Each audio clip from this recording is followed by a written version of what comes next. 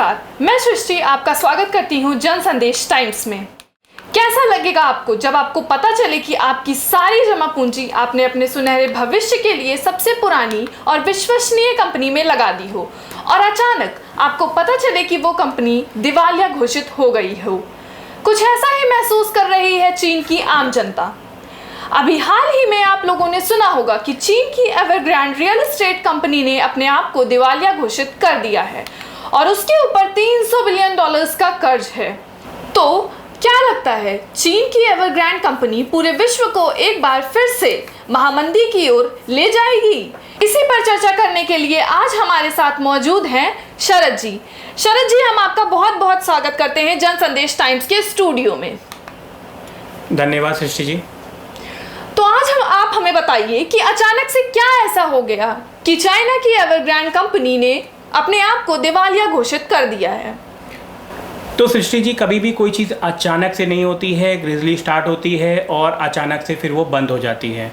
तो ऐसा ही एवरग्रांड कंपनी के साथ में भी हुआ। चाइना की इसकी शुरुआत हुई थी 2017 में, जब चाइना की गवर्नमेंट ने 3 ऐसे कानून लाए जिससे बिल्डर फॉर्म में चल रहे यानी रियल एस्टेट में चल रहे गोरख धंधे यानी सट्टेबाजी बिजनेस को रोका जा सके। सट्टेबाजी हम इसलिए कहेंगे रियल एस्टेट के बिजनेस को क्योंकि ये एक नंबर का बिजनेस था। अगर हम देखा जाए, अपना पैसा हमको लगाना है और कम समय में हम को ज़्यादा पैसा मिल जाएगा। इसी को रोकने के लिए गवर्नमेंट ने 3 ऐसे कानून लाए।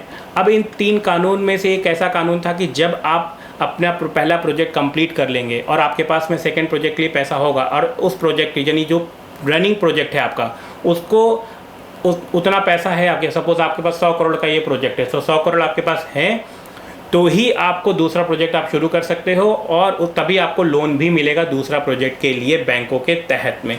पर आपको मैं बता दूं, 2017 से पहले ही एवरग्रांड कंपनियों ने बहुत सारा रियल एस्टेट में इन्वेस्टमेंट कर दिया चुकी थी। बहुत सारा इन्वेस्टमेंट करने के साथ साथ में उसने बहुत सारा बैंकों से कर्ज ले लिया। कर्ज लेने के बाद में, क्योंकि इन्वेस्टमेंट अगर हम देखा जाए तो रनिंग कॉस्ट बहुत ज़्यादा थी। एम्प्लॉयज़ की हम बात करें तो जब चाइना की सेकंड लार्जेस्ट कंपनी है तो बहुत सारे एम्प्लॉयज़ भी थी, उनकी बहुत सारी सब्सिडरीज थी, उनकी रनिंग कॉस्ट बहुत ज़्यादा थी और रनिंग प्रोजेक्ट भी बहुत सारे थे।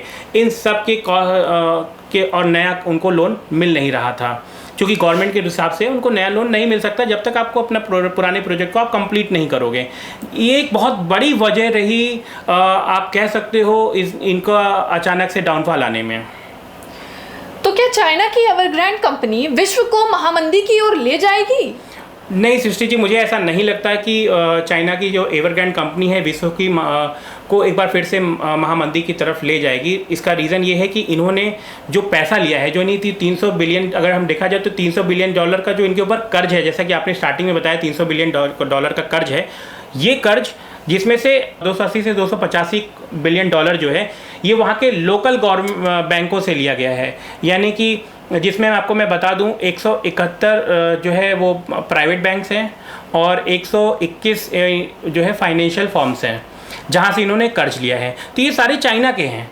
जी जी। तो जब 90% भाग अगर आप देखा जाए ये चाइना का है, तो 10% अगर इन्होंने ग्लोबली इन्वेस्टर से पैसा लिया तो ये कहीं भी ग्लोबली इन्फेक्ट नहीं कर सकता है। ज़्यादा से ज़्यादा इम्पैक्ट यहाँ चाइना के लोगों को पड़ेगा और चाइना में ही पड़ेगा। बहुत सारे लोग इसको 2008 की महामंदी से जोड़ रहे हैं। देखिए सृष्टि जी, आपका ये क्वेश्चन बहुत अच्छा है क्योंकि बहुत सारे लोगों के मन में ये डाउट होगा कि कहीं ऐसा तो नहीं कि 2008 की जो मंदी थी वो हमें 2021 में एक बार फिर से देखने को मिलेगी एवरग्रांड की वजह से। तो मैं आपको बता दूं कि लेमन ब्रदर्स एक इन्वेस्टमेंट बैंकिंग फर्म थी, पहला। दूसरा, वो अमेरिका की चौथी ऐसी बड़ी इन्वेस्टमेंट बैंकिंग थी जो जिसके ब्रांचेस, ऑफिसेज और सब्सिडरीज बिजनेस वो बहुत सारे जगह पे थी और जो इन्वेस्टमेंट बैंकिंग होती है उनके पास बहुत सारी अदर कंपनियों के भी पैसे इन्वेस्टमेंट लगे होते हैं, यानी इन्वेस्टमेंट लोग वहाँ जाके करते हैं ताकि उन पैसों को वो सही जगह लगा के उनका डबल कर सकें। ठीक है, तो ये एक इन्वेस्टमेंट बैंकिंग का फंडा होता है। अगर मैं आपको बता दूं तो लेमन ब्रदर्स जो है, लेमन ब्रदर्स में जो बाकी जो कंपनियों के पैसे लगे थे वो डूब गए लेमन ब्रदर्स की डूबने की वजह से। अब लेमन ब्रदर्स क्यों डूबी, इसके लिए मैं दोबारा एक बार फिर से जब कभी चर्चा पे आप बैठेंगे तो हम इस पर डिटेल से आपको बताएंगे लेमन ब्रदर्स क्यों डूबी।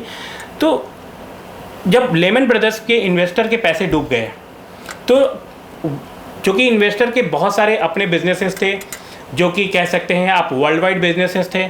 अब वर्ल्ड वाइड अगर आपके बिजनेसेस हैं, वर्ल्ड वाइड आपके इन्वेस्टर्स हैं, तो डेफिनेटली अगर आपका पैसा यानी लेमन ब्रदर्स का अगर पैसा डूबेगा तो वर्ल्ड वाइड लोगों का पैसा डूबेगा, और वर्ल्ड वाइड डूबेगा तो वर्ल्ड वाइड महामंदी तो आएगी, क्योंकि एक साथ अनएम्प्लॉयमेंट क्रिएट हो जाएगा, और अनएम्प्लॉयमेंट क्रिएट होने की वजह से बहुत सारे बिजनेस जब बंद हो जाएंगे तो अनएम्प्लॉयमेंट क्रिएट हो जाएगा, तो असमानता हो जाएंगी, मंदी का दौर शुरू हो जाएगा। तो और दूसरी चीज़ आपको मैं बताऊं, इसलिए इसको हम 2008 की मंदी से जोड़कर नहीं देख सकते। तो आप हमें ये बताइए कि क्या एवरग्रांड सिर्फ रियल एस्टेट में ही इन्वॉल्व है या इसकी और भी सब्सिडरीज हैं? नहीं, जो आपको बता दें इनकी और भी सब्सिडरीज थी, और जैसे कि आपको मैं बता दूं जो इनके फाउंडर हैं सूजियान ने 2010 में फ़ुटबॉल टीम खरीदी थी। उसके बाद इन्होंने इलेक्ट्रिक व्हीकल्स पे भी इन्वेस्टमेंट किया, टूरिज़्म बिजनेस पे भी इन्वेस्टमेंट किया, उसके बाद इन्होंने अपना थीम पार्क में भी इन्वेस्टमेंट किया, यानी बहुत सारे अदर बिजनेसेस पे भी इन्होंने इन्वेस्टमेंट किया, जिसे हम लोग सब्सिडीज़ कह सकते हैं या सिस्टर कंसर्न कंपनीज़ भी कह सकते हैं। उन्होंने इस पर भी अपना बिजनेस इन्वेस्टमेंट किया हुआ था। तो आप हमें ये बताइए कि क्या चाइना की गवर्नमेंट को इसमें हस्तक्षेप करना चाहिए या नहीं? अब देखिए सृष्टि जी, मैं आपको बता दूं, चाइना की गवर्नमेंट तो चाइना ही जाने की इसमें हस्तक्षेप करेगी, पर अब अगर आप मेरा पर्सनल ओपिनियन चाहते हैं तो मैं आपको बता दूं कि हस्तक्षेप करना चाहिए, क्योंकि एक बहुत बड़ा भाग चाइना का पैसा लगा हुआ है, चाइना के लोग परेशान हैं। आपने अगर देखा होगा वीडियोस में अभी कि वहाँ के लोग जो है उसी कंपनी में धरना देने लग गए हैं, यानी जो इन्वेस्टर थे, जो इनके एम्प्लॉयज़ थे, उसी कंपनी में दिन रात बैठ के धरना दे रहे हैं, और लोग कहीं ना कहीं उनकी जीवन शैली, उनकी जमा पूंजी इफ़ेक्ट हो रही है। और अगर किसी की जमा पूंजी चली जाए अचानक से, और तो वो कैसे अपनी जीवन को फिर से शुरुआत कर सकता है। तो मुझे लगता है चाइना की गवर्नमेंट ने को चाइना के लोगों के लिए डेफिनेटली इसमें हस्तक्षेप करना चाहिए।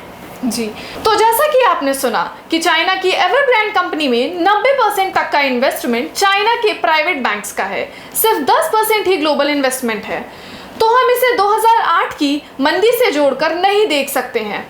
ऐसी ही तमाम खबरों के लिए देखते रहिए जन संदेश टाइम्स। अगर हमारा वीडियो पसंद आया हो तो लाइक, शेयर एंड सब्सक्राइब करना ना भूलें।